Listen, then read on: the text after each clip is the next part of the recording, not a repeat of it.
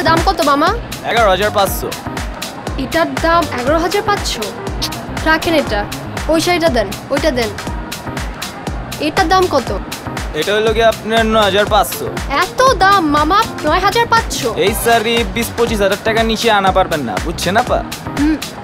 মামা আপনার কথা শুনে তো মনে হইল আপনি পুরান ঢাকার মানুষ। আরে কয় কি, আসলে তো আমি পুরান ঢাকার মানুষ। কোন কি কর মামা, একই এলাকায় থাকি, পাশাপাশি থাকি, আর আপনি কিনা এত দাম কইতেছেন। ঠিক আছে মামা, আর কথা বললেন না, আর কেউ বললেন না, আমি আপনার 5,000 টাকায় দিতেছি। ওকে,